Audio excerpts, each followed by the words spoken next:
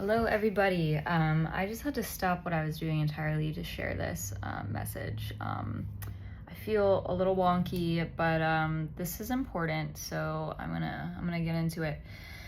So this video is specifically for the people who believe in God or maybe struggle with faith, who are intuitively led. You trust your intuition. Even if you don't directly believe in God, you want to, and you know that there's something more than there's a greater power, and you can't explain it, you can't categorize it, you can't even touch it. It's just there. You are bold, you're trusting, you trust this force to provide for you, even when you are running on empty, even when you can't see the way forward. You do have faith, and maybe you're shaky or struggling or whatever. And this is also for the people who are growth-oriented, spiritual, emotionally. You care about emotional intelligence, you care about mental and emotional well-being and health and healing and, reconciliation and soul reclamation, soul retrieval, integrating the fractured parts of your psyche from whatever traumas or whatever you've experienced.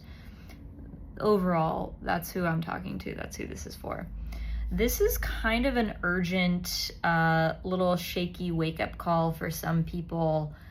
And it's kind of like a warning or a word of caution, or maybe even validation if you've been experiencing this or feeling this yourself.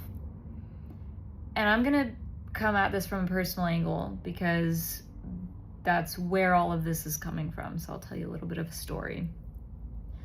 I have always been growth-oriented, and I love therapies and working through my emotions and digging and self-development and growth and expansion.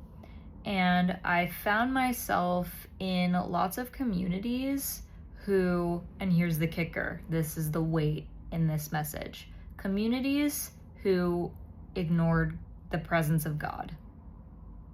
There was all the cool psychological, emotional, spiritual growth tools, courses, coaching, whatever. All of that was great in its own right, okay, in the right context.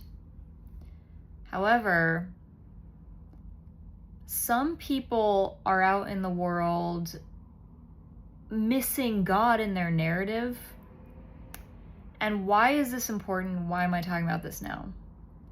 Because from a personal angle, from my own story, my own experience, this is not for everybody, and I'm not saying this to prescribe a perspective to you to swallow that is not yours, so use your discernment with everything you take in. But I was in a super vulnerable state for a lot of years in my life, overcoming trauma, and navigating it alone, sometimes, and not really having support a lot of the time. And so I sought healing, expansion, wholeness, integration from places that only took me so far, but they didn't grant me roots, so to speak. They didn't give me a foundation to kind of continually grow off of and out of forever, which for me it's faith, it's God. That is the never-ending, reliable source that it never runs out, it never disappears, never goes away, and it's always supportive and there for you. So sorry, I'm sitting right by the window, and it's very public here, and there's people, and I don't want to, it just feels awkward to be sitting right here in the window and just to be viewed by people. Anyway, and I don't want to, it's just weird. Anyway, so the thing with God. Okay, so a lot of these communities that I found myself in that looked all shiny on the outside, and they advertised that they could help me heal my trauma and become more whole and manifest my dreams and all that stuff that so many of us have heard before. And to an extent, a lot of the things that they teach is really important. Like, it is important to unearth, you know, your belief system and write your narrative in a way that's empowering to you, and to integrate the trauma that you've experienced, so those fractured, fragmented, floating, dissociated parts of your psyche can come back into your body and no longer have to unconsciously prevent you from maybe making moves that would propel you further towards your dreams and towards your goals, your aspirations, whatever. That's all good and great. However, it's not the only piece, because if it was the only piece, all that would need to be done is to do that stuff, to do the work, and then all of a sudden you should have what the reward of the work, right? But that's not how it works all the time. Why? Because there are forces beyond our control. Because God is the creator of everything. There is a creator of the universe, of everything. And our human power is not God's power. We are collaborators with a God who wants to serve us. God's desire is for us to fulfill our purpose, to be full, to know love, to have faith, to have trust, to surrender, to let him take care of us, to trust. And it requires willingness to have faith and to be uncomfortable at times, and to sit in the dark and to just let God take care of things, and to wait and listen for instructions. And it's not easy. It's not uncomfortable when you get to that point. And I can speak about this as a testimony because this is a direct experience. I've done literally all the work. I'm solid. You know what I mean? And not to say that, you know, I'm healed and I'm done. I don't like those words. But this is to say that I've learned all the talk. I have hundreds of hours of meditation under my belt. I have so many spiritual practices and initiations and blessings and blah, blah, blah, blah, blah. And I've gone to therapy for years, and I've gone on retreats, and I've done all this stuff, and I've like woken up journaling and drinking cacao and whatever, and like done, I don't know, I've just done everything. I've done it all. And there's always more. And I'm not saying that to say that I'm closed off or not open to holistic, you know, mental, physical, emotional, wellness-oriented behaviors or lifestyles or whatever, because again, I honor all that stuff for what it's worth. However, it's not the only piece. God is involved, and we're co-creating with God. We're in relationship with God. So someone needs to hear this. If you feel like you've reached a block in your life where you're not getting what it is that you want, but you know that that thing that you want is for your soul, you know that it's for you, because you wouldn't want it as deeply as you want it. You wouldn't feel like as deeply driven by that thing as a core motivation in your life if it wasn't meant for you. And what do they say? What you're seeking is also seeking you. And to me, that right there is what God's promise feels like. To me, that's what God's promise is. The promise of God is when I can't run around it, no matter how much time passes, I feel like I am built for something. Whether it be a relationship or a career path or a lifestyle or a place to live, or just, I don't even know. But like, to me, those are the things that make me want to live. So it has to mean something. It has to have been planted by the thing that created me. a desire so strong that no amount of pain, no amount of uncertainty, no amount of fear, no amount of heartbreak, failure, disappointment, disillusionment, none of that can stop me from desiring this core thing, or these few core things that whatever created me planted inside of me to perpetuate my choice to live and to seek. And all of these emotional healing, neo-spiritual, coachy communities and people, they're doing good things, but it's missing God. It's missing a relationship with God. It's not rooted in God, which is a problem that I've found, because you could only go so far with those things. But what these people tell you is that when you work on your mind and undo your limiting beliefs, you can create the life of your dreams. But that's an entitled perspective. It's true to a certain extent because God decided to hand you those things. It's a collaboration, and God will humble the shit out of you if you think that you just following some tried and tested, like, emotional wellness model or whatever is the only key to getting what you want in life.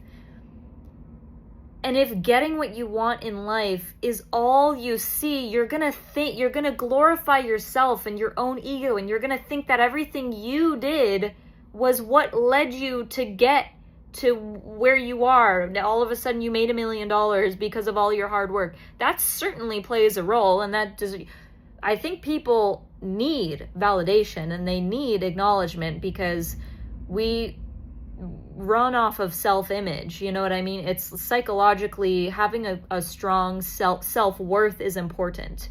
However, when your identity is in God, you're able to have the humility you need to receive blessings without making it about you, and to encourage other people to have faith when they're doing everything that they can. Some people literally live their lives giving everything that they have beyond what they thought their capacity was, and somehow they're still lacking. They still don't have a home. They still don't have a sense of security in the physical world. There are people homeless on the streets, happier and more prosperous spiritually than someone who makes $1 million. You know what I mean? And why is that? It's because they've been stripped of comfort. They've been stripped of false idols, of illusions that are not the very God or the force of creation that's carrying them through life. And so they are just stripped bare, naked, on a soul level, and sometimes on a physical level as well. They don't have the same comforts or things that you and I have. I have a privilege of a phone. I'm in a hotel room right now. You know, it's not my favorite, but like, it's a freaking miracle, and it's a blessing, and it's a gift. It's a gift. It's not because of anything I did. It's not because, I mean, in a sense, in an ultimate sense, I'm not the sole reason for the reason that I'm blessed and that I have good. We stand on the shoulders of giants, and God works through people. God works through the person that uplifted you last week when you were crying and out of your senses. God works through the circumstance where you're walking on the street and you find a $100 bill crumpled up when you need to like pay your bill or something. That's God. Yeah, someone accidentally dropped it, and yeah, you were in the right place at the right time. But we don't get the glory of that. And it's not about taking away our dignity or insulting us or belittling or demeaning us at all. Because the strength, the courage, the human endeavor is like powerful. And yes, it deserves to be celebrated in the right context at the right time. Absolutely. You deserve to feel a healthy sense of pride. Healthy, balanced, in check, checks and balances. But God is always the one on top. God is the one that makes it happen. So when nothing is working in your life and you're doing everything you can, what does that mean? It means surrender. It means have faith in the dark. It means God says, I trust you, my beloved, my child, to hold this uncertainty, this fear, this faith longer than I've made you have it before. God is pushing you and expanding the capacity in your physical nervous system to hold the sensation of not knowing, because biologically, not knowing is kind of equivalent to death. You feel like you're dying when you don't know where to go. Maybe you don't have money. Maybe you're down to the last dollar in your bank account, and your nervous system is flaring up and it's triggering these beliefs. I'm going to die. I need to cling on to something. And in those moments, God is the one who's holding you. So have faith in God. This video is not for everyone. This video is for the people who are ready to embrace an even deeper level of faith and spirituality in their lives, and who are all about the growth and evolution and all that stuff, but they know it's not enough. They know it's not the end. They know there's something more. And you recognize that you've been doing everything that you can and everything that you've been taught to do by the people and institutions and places that you've trusted the most, but you've gotten to a point where you realize that none of it is reliable 100% of the time.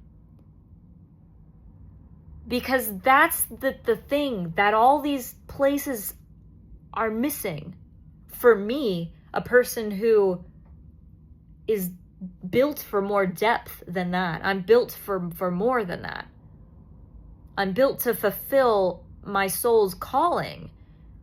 I'm built for discomfort, to handle and to grow in the discomfort that I have to endure before I get to the thing, before I arrive in the promise. And right now, the past 3 weeks of my life, I have been pushed beyond the capacity of my faith, more than I've ever had to experience in my life.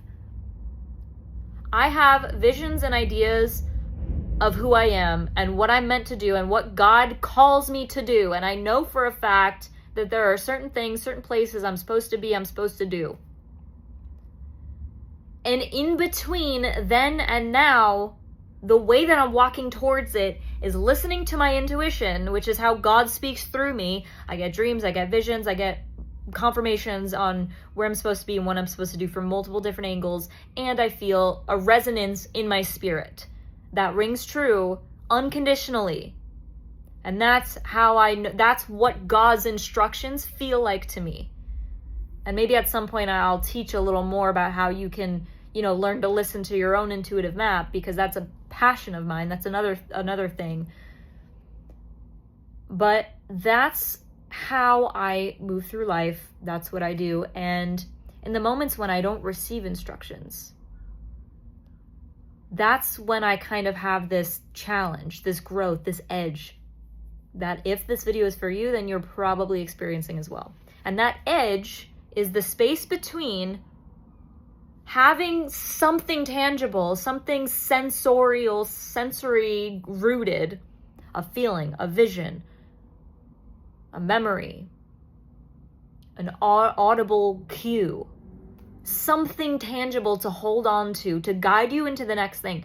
That junction is when you don't have that. You don't know what to do because you haven't gotten the next instructions yet. And that's when faith, surrender, and humility comes in. That's when I'm handing it to God becomes an active decision.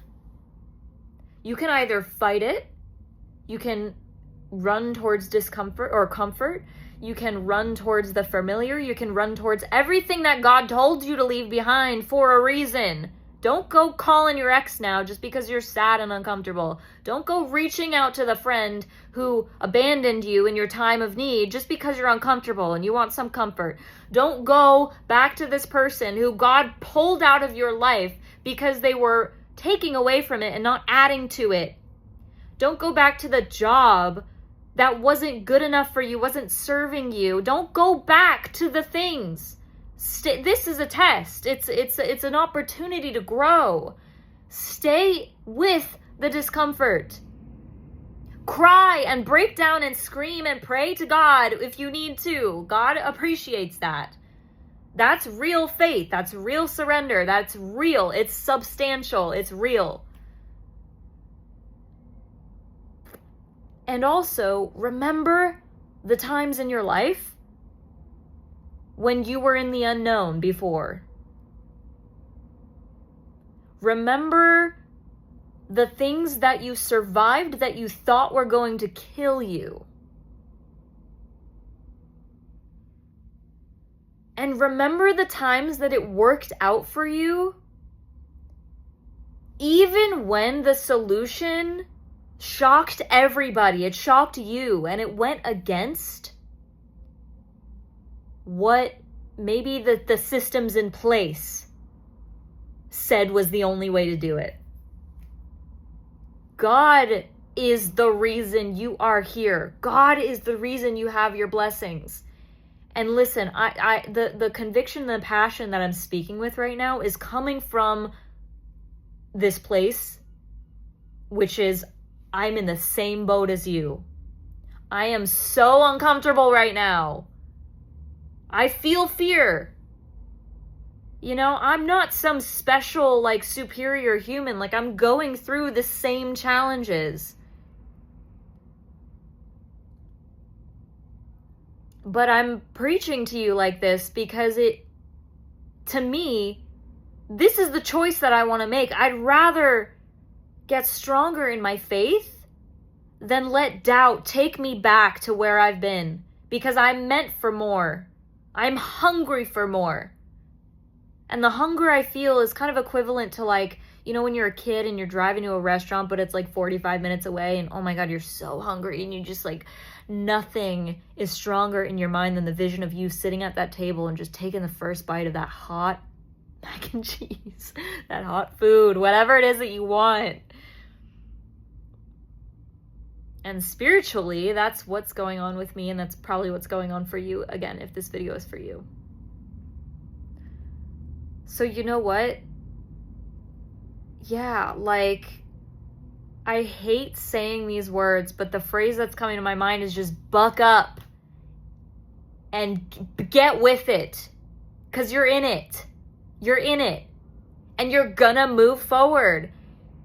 You're gonna be surprised by what's coming next. This is how it works. You're in the unknown. Your ego is dying. Your ego is dying. That's why it's so uncomfortable. But in this place, you have a decision. Do you want to keep growing your faith? Are you going to choose to trust that God is here for you?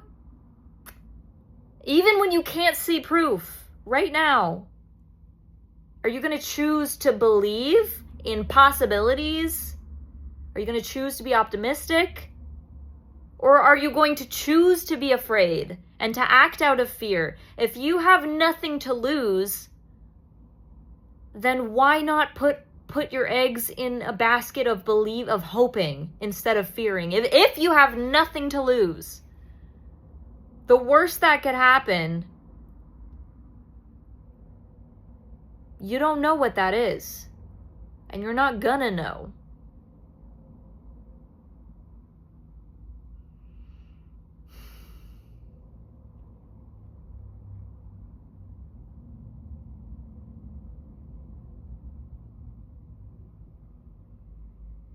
And there's no point in trying to figure out what's the worst that could happen. You know, there's no point in trying to psych yourself out. Because your ego is already responsible for all that stuff.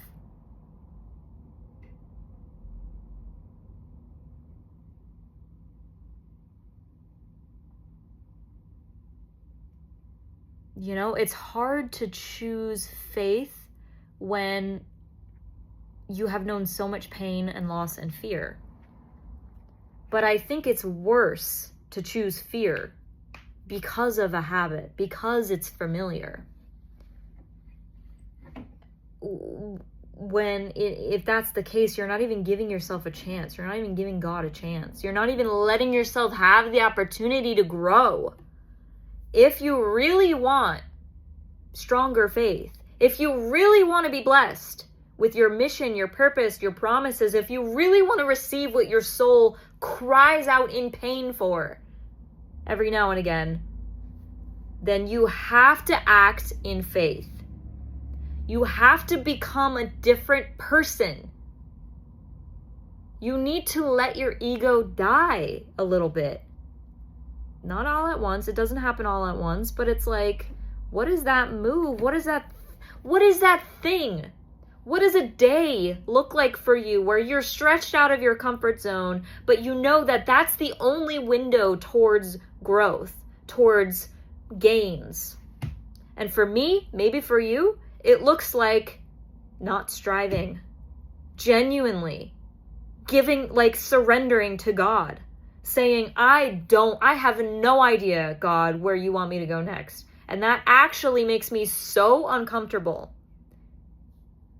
So what I'm going to choose to do is listen to you, spend time with you, pray to you, make space in my life for you, just like how when you're going on a date, you're dating someone, you're getting to know someone, you need to carve out time in your schedule to get to know them, to date them. You don't just meet a person online or at the park and say, yeah, let's date because I want to be compatible with you and I want this fairy tale relationship.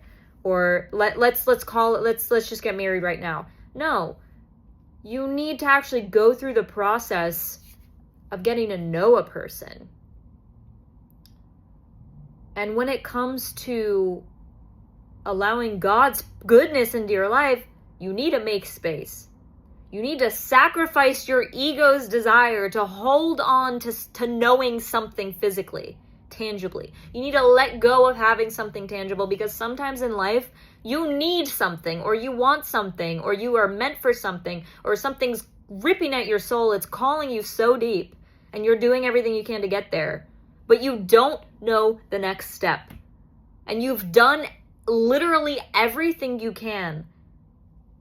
And that's when surrender becomes necessary. And that's where all the other institutions or whatever, healing, therapy, I don't know, neo-spiritual growth communities, that's where they fall a little short, because they can't go further than what they're capable of doing. God is the only thing, the only one who can take you further. So what do you need? What do? You surrender. You get close to God. You make space for his voice. And you take care of yourself in the meantime. You eat when you need to eat. You do not take your breath for granted. You have working eyes. You have eyesight. Great.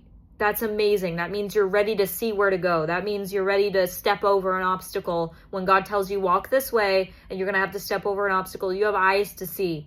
That's a miracle. That's a blessing. Your not knowing, your waiting period is not meaningless right now. It's not meaningless. Your existence isn't meaningless right now. You just can't see, because we're human beings and we have egos and we're not perfect. You know? And that's natural. That's okay. Be encouraged anyway. And I'm saying all these things because I have love for you, and I need to hear all of these things as well. These are the words that are driving me forward, and I need to yell a little bit because I need to make these truths louder than the voices that come up in my head that try to convince me to give up or to run away or to panic. But I'm not here to panic. I'm here to have peace and faith and trusting and knowing that God is taking care of me. God is handling my business when I can't see how it's supposed to play out. And I want to share these words to support you, to encourage you. Because it's not easy. It's not easy, and sometimes it makes no sense. But again, that's because our ego can't see beyond what it knows. And the fact that nothing makes sense right now, even though you're doing everything God told you to do, and everything that you know is right for you on a soul level, that means that you are about to see from such an expanded perspective. And you're going to be able to help and encourage and uplift somebody else who's ready to give up on life. But I'm not here to promote that. I'm not here to encourage that. I'm not here to allow that in my space. Because you're created in the image of God. You are created from God. And that fact alone means that you are inherently worthy of living a life full of God's presence, full of God's glory. So don't give up. Don't give up. And I'm going to end this video, and I'm going to miss talking to you, and I'm going to probably feel a little lonely again. And I'm going to feel my own human sadness, and I'm going to cry out to God. I'm going to pray, and I'm going to feel the fear, and I'm going to have faith anyway. And I want you to do the same thing. And I want you to know that I'm literally trying to be your friend right now. I'm trying to extend a hand to let you know that you're not alone. This is not a walk for the faint of heart. This is serious. This is devotion to God. This is literally commitment. This is what commitment looks like.